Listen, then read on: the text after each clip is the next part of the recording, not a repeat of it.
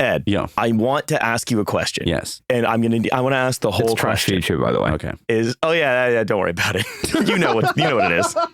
Look, if you're listening to this, you already pay for it. You know what you're listening to. We've been on a world historical run of introducing the show.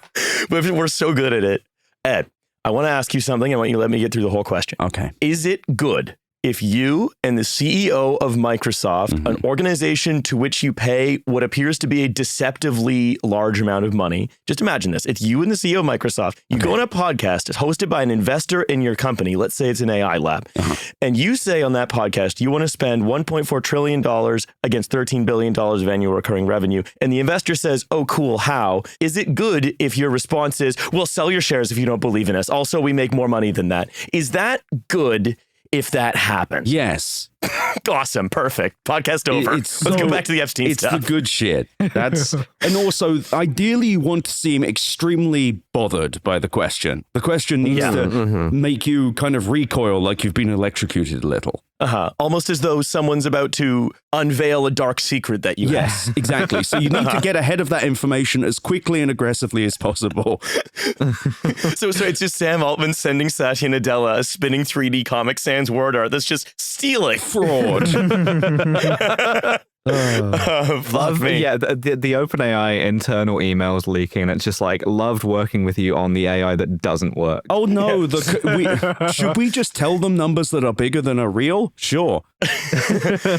And then of course we also had the B word, backstop. Oh, yes. Let's ask you another question. Let's say on the same day, this is another Is This Good, Ed? On the same day, in theory, on the day that you had that that good interview, excuse me. Let's say your CFO, let's call her, I don't know, Sarah Fryer. Let's say she, at more or less the same time, goes on a Wall Street Journal panel and accidentally reveals that your organization has a hidden plan to have the government step in and guarantee or backstop the huge amount of debt that you and your partners are taking on to build more data centers. And then your CEO, immediately after managing one crisis, has to go manage another crisis and say, she didn't mean that. We're not going to get a backstop from the government, even though she said backstop from the government is clearly what they mean. Is that good? That's also good, but the only thing that would make that better is if a week previously you'd literally sent a letter to the government asking for one. I see. We're here for the bank's compute, not your compute. Your compute's insured by the federal government. You're not going to lose a dime. What's great about it is they weren't even asking for a backstop on their own revenue or compute. It was to build these data centers because nobody will lend them fucking money because their company looks like a dog's dinner. Not only do you have to sort of backstop our sort of shit that doesn't work, you have to backstop our infinite growth as well. Yes, exactly. You nailed it. Oh, awesome. Banks don't even do that. November. They used to. It ended in 2008. What I mean is if you're like, okay, I need you to watch not just my store, but this pile of sweating dynamite that I've put in the basement under it. That's 2008 again. That's a since 2009 statistic. Oh my God. Well, I don't think we have to worry because Altman did say that OpenAI's revenue is well more than $13 billion. And I'm pretty sure, Ed, if I read your most recent piece right, their inference costs are actually much lower than we might think. So their profitability is considerably higher. Did I get that right? I mean, you did, other than the opposite, which is they're much lower.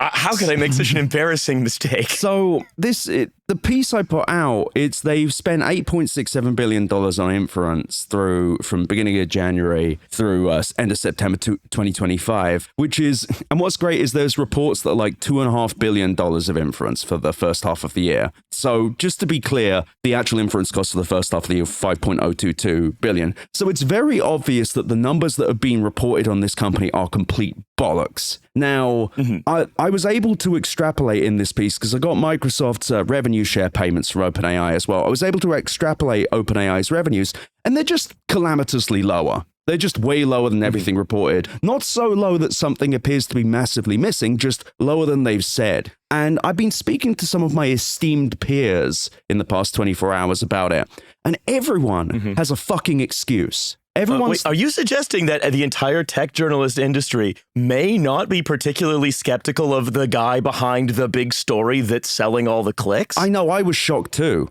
Crazy. No, but I've had people say, well, what if it's just their API revenue? It's not just their API revenue. They may, I think, let's see, I should bring up my numbers. So fun fact, when I got these numbers through, I was walking to my girlfriend's house dressed as Fox Mulder from the X-Files for Halloween.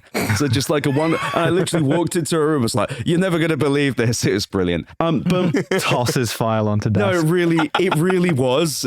She was dressed as Scully. It was amazing. But yeah, so give you an example. So everyone reported in 2024 that OpenAI made $3.7 billion and spent, $2 billion on compute for just running the models and $4 billion, I think, for training. But putting that aside, that's $2 billion for inference, $3.7 billion of revenue. So they may have got those numbers mixed up because based on what I have, in 2024, OpenAI spent $3.767 billion just on inference, just for running the models.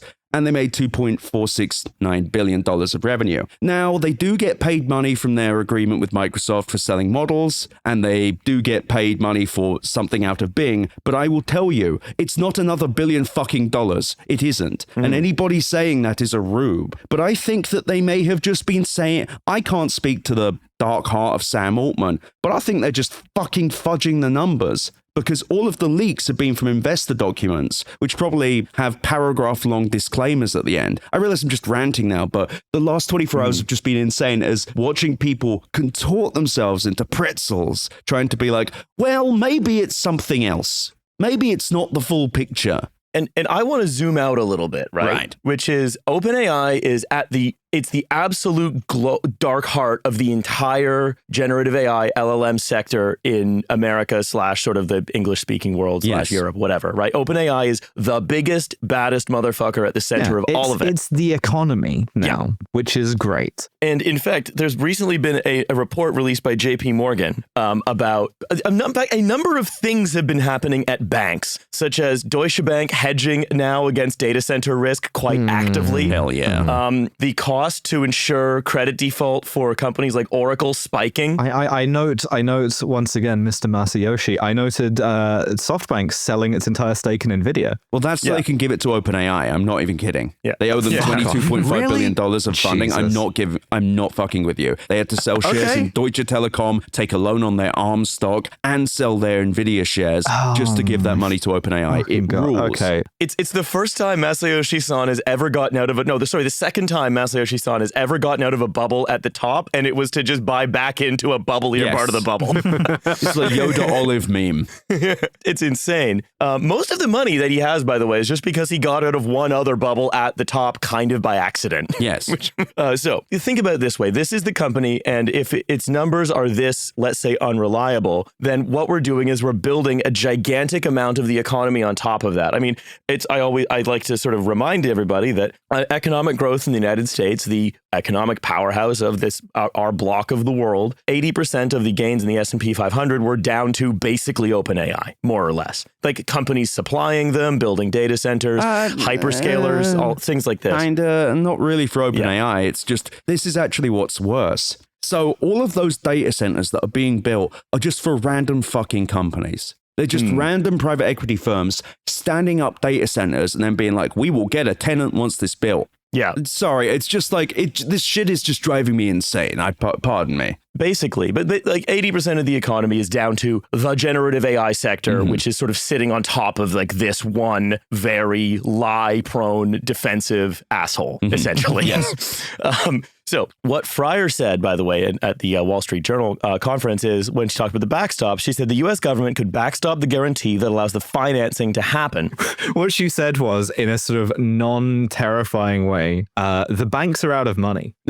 Or if they are, then the government will have to the one bank that lends to 3 companies that give us money is out of money. Well, so basically hyperscalers have been funding a lot of their gigantic cash burn by, depending on who you're talking about, if it's like Alphabet or Meta or OpenAI, different kinds of companies, different kinds of financing. Some sell shares, some just use some of their giant revenues. Others get like huge amounts of money invested in them. But increasingly, all of that liquidity is drying up and they're having to turn turn to debt, which is fucking terrifying because it's supposed to be a different kind of market. You're supposed to finance different kinds of projects with it. And also debt begins to get into mainstream finance institutions like banks, for example, that might hold deposits and therefore be insured by the federal government. Or they might be asking the federal government to come in and insure the debt anyway, like they used to do with mortgages, which led to 2008, basically.